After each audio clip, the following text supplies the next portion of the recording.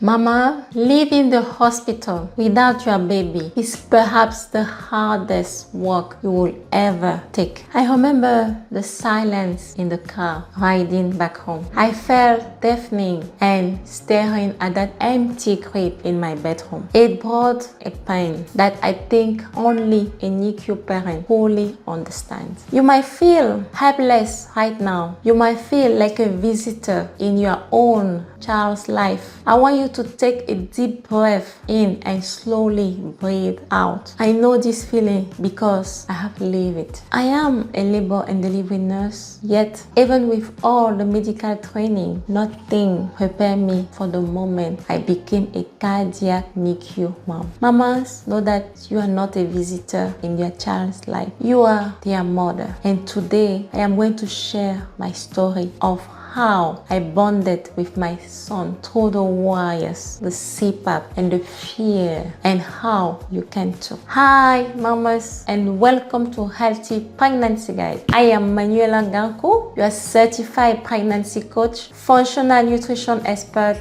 and labor and delivery nurse. For years, I worked hospitals walls supporting families as a nurse. Then one day, the role reversed. I delivered a beautiful full-term baby boy. He was big, he was strong, but he was born with a congenital heart defect. We didn't get the golden hour. We didn't get to go home in 2 days, but instead he was admitted directly to the cardiac NICU, where we lived for over a month. When your baby is full-term but medically fragile, it is a unique kind of heartbreak. You see a baby that looks ready to go home, but his heart tells a different story. The natural instinct to hold, feed, and protect them is interrupted by protocols, plastic walls, and the constant beeping of monitors. I remember standing by his bedside, feeling paralyzed. It is normal, mama, to feel like your whole has been taken over by doctors and nurses. It is normal to feel afraid to touch them because of the wires. But your body knows what to do and your heart knows your baby. And in this video, I am going to share the specific things I did every single day to reclaim my role as his mother. We are going to talk about showing up, the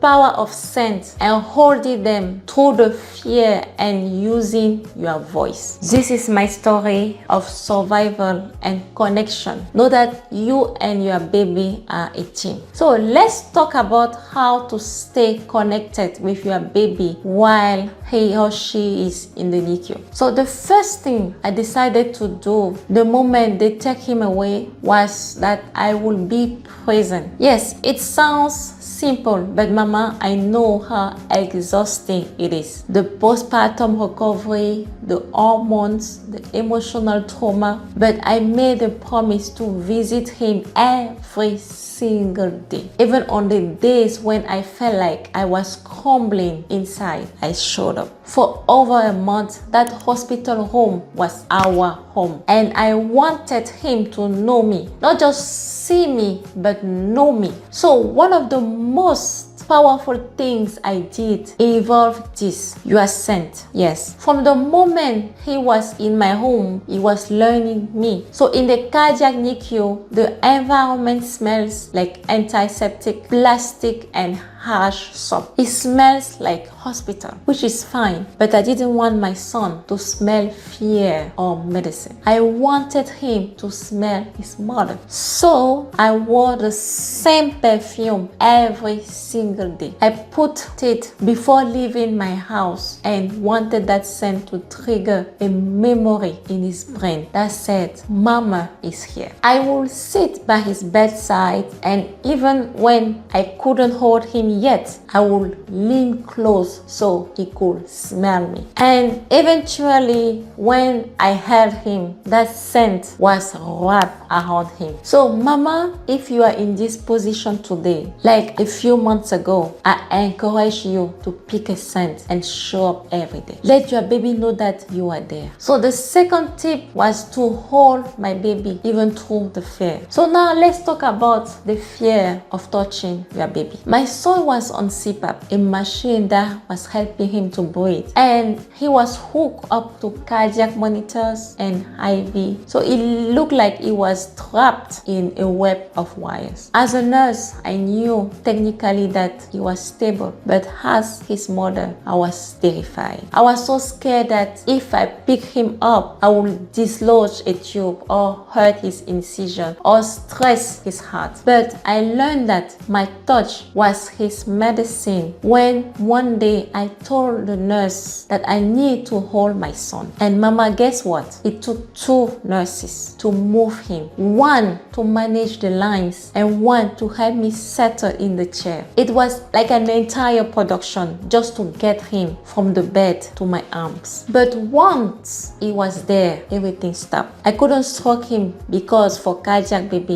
or sensitive babies, stroking can be overstimulating. So I just used simple touch. I just held him firmly. My hand cupping his head, my other hand cupping his bottom. I held him despite the CPAP mask on his face. I held him despite the leads on his chest. So if you are scared, asking for help is a strength, not a weakness. Mama, ask for help. Ask your nurse, please, can you help me hold my baby? I also breastfed my baby. This was incredibly complicated with a cardiac baby as they tired easily. So sometimes it could only latch for a minute, and sometimes I would just pump and the nurse will give it through a tube. But the act of bringing him to the breast, even though it was just for comfort, was my way of saying, I am your mother. I am your source of life, not this machine. The second tip would be to use your voice and actively participate in your baby's care. I know that NICU is loud. His mechanical beeping alarm machine, it is terrifying soundtrack. I realized that I needed to change the soundscape for him. I needed him to hear the voice that had been singing for him for the entire 9 months while he was inside me. So what I did is that I sang for my baby. I didn't care who was listening. I didn't care about the doctors walking by during rounds. I sat in, sang for my baby. I talked to him constantly. I told him about his home at home, about his siblings, about how his family loved him. My voice cut through the noise of the machines. And you know what? I watched the monitor. I saw his heart rate settle when I spoke. I saw his oxygen saturation improve. That wasn't medicine. That was our connection. And finally, I decided to stop acting like a visitor during medical rounds. Every morning, the team of doctors, surgeons, and nurses will come by. In the beginning, I wanted to shrink into the corner, but I realized that I'm the expert in taking care of the baby. And I started participating in his care. I changed his diapers, I checked his temperature, give him his medication, bath him. Mama, know that when you do these things, you are claiming your role. I also joined the rounds. I listen and I ask questions. I will ask, for example, how my baby is doing, and I also participated in his plan of care. Mama, know that when you change your baby diaper or adjust his blanket, know that you are mothering your baby. So don't be afraid to step in because you are part of the team. So the third tip will be, so like I said at the beginning, we spent over a month in the NICU, and let me tell you something. There were days I felt angry at the world, but looking back, those days of holding him, smelling him, singing to him, and fighting for him built a bond that is unbreakable today. He knew who I was despite the trauma, despite the surgery, despite the separation. He knew his mama, and your baby knows you too. So in summary, our key takeaway for this video is that if you are in this season right now, I want you to know that you are doing a great job. Or simply leaving your scent on a clothes, you are mothering them. You were made for this, and your baby chose you. Take one last deep breath in and let it go. You got this, mama. Thank you for watching. Bye.